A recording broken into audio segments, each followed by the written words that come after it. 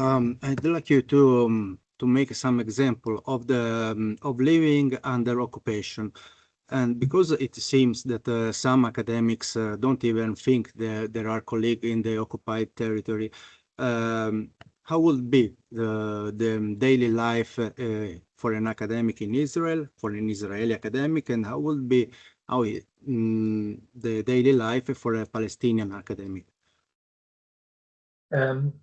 I'm not sure if we can condense all that in a couple of minutes, because life as a settler colonist is extremely different than life as an indigenous academic.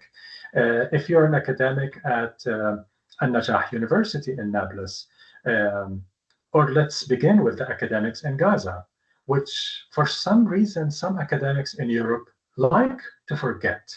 And we would like to remind them, you have thousands and thousands of colleagues in Gaza who were killed, who lost everything, whose universities were wantonly, deliberately demolished, one after another. The entire academic life in Gaza has been destroyed, deliberately, wantonly, without absolutely any excuse, military excuse that is, as international law experts have said, and many human rights organizations have said.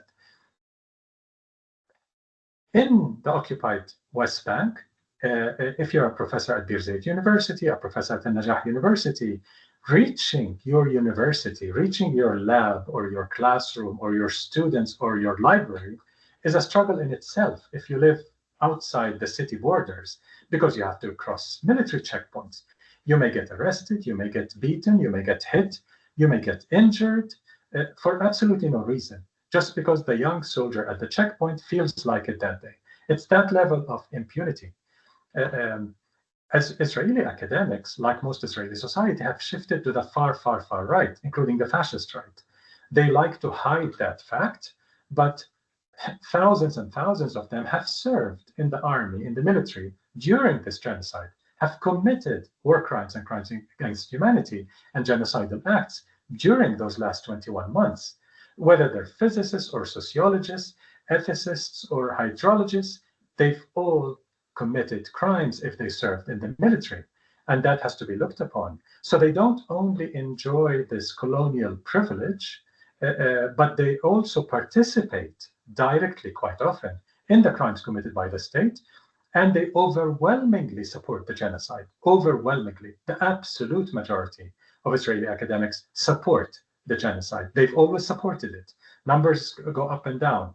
But even in November 2023, a month and a half into the genocide, when it was very clear where Israel was heading, thousands and thousands of Palestinians were killed and institutions were being demolished, 94% of Jewish Israelis supported the military acts in Gaza. 94%. That includes every sector of society, including academics. So they cannot claim that we're producing science. They're producing the pillars of the occupation and apartheid, from ethics to engineering, to weapon construction, to ideological argumentation, to epistemology. They're producing the very pillars of the system of oppression in Israeli academic institutions. The absolute majority are implicated in this work, as Maya Wind has very meticulously recorded and researched in her book.